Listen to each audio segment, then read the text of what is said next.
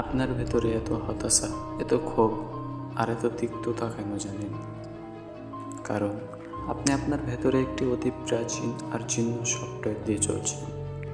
জীবন আপনার কাছে একটি বিশাল আপগ্রেড দাবি করছে, আর আপনি জীবনের সেই বিপদ সংকেতগুলোকে বারবার অবজ্ঞা করে বলছেন কাল দেখা যাবে। কি করবেন আপনি যখন যুদ্ধটা আপনি বেছে নেননি, বরং এই নিষ্ঠুর যুদ্ধটাই আপনাকে বেছে নিয়েছে? কি করবেন আপনি যখন প্রতিদিন সকালে ঘুম থেকে উঠে মনে হয় আপনার চারপাশের দেওয়ালগুলো আপনার ওপর ধসে পড়ছে, পকেটে একটু পয়সা নেই, আর যে মানুষগুলোকে সবথেকে বেশি বিশ্বাস করেছিলেন তারাই আপনাকে অযোগ্য বলে ছুঁড়ে ফেলে দিয়েছে? আপনি কি কাঁদবেন? আপনি কি নিজেকে ভিকটিম ভাববেন, নাকি এই ধ্বংসস্তূপ থেকে জেগে উঠবেন? সিদ্ধান্ত নেওয়ার সময় এখনও। সাফল্যের দরজা দিয়ে ঢুকতে হলে আপনাকে কিছু কোরবানি বা ত্যাগ স্বীকার করতেই হবে।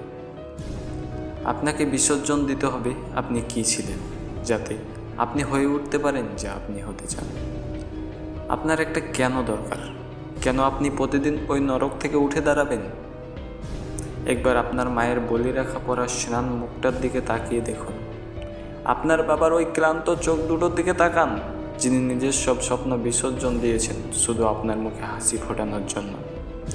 আপনার সন্তানদের জন্য, আপনার বংশের ইতিহাসের জন্য আপনাকে জিততেই হবে।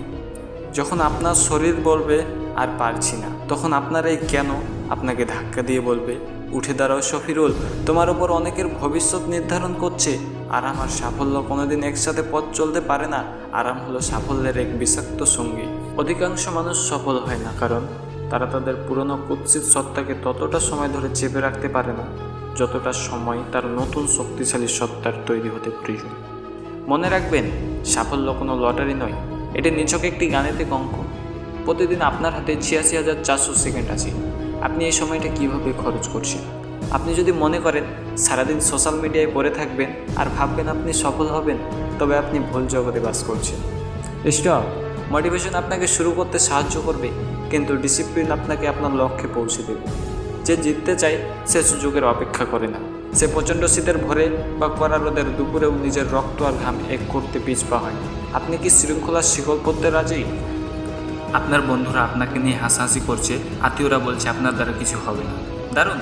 পাগল হওয়া মানেই হলো আপনার চোখে এমন একটা স্বপ্ন আছে যা দেখার ক্ষমতা ওই সাধারণ মানুষগুলোর নেই।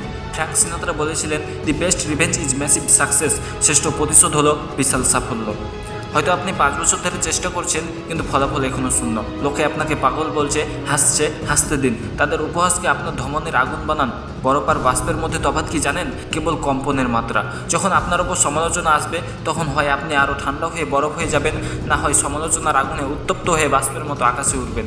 তর্কে যাবেন না, শুধু শান্ত গলায় দুটো শব্দ বলুন, ওয়াচ মি।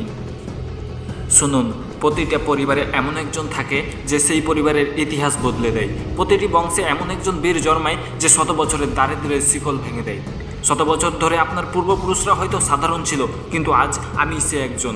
আমি জানি আমার ভয় কোথায়, আমি জানি আমার সীমাবদ্ধতা কতটুকু, কিন্তু আমি সে ব্যক্তি যে রাত জেগে নিজের স্কিল ডেভেলপ করে। আমি সে ব্যক্তি যে নিজের ঘুম বিসর্জন দিয়ে আগামী প্রজন্মের জন্য পথ তৈরি করছি।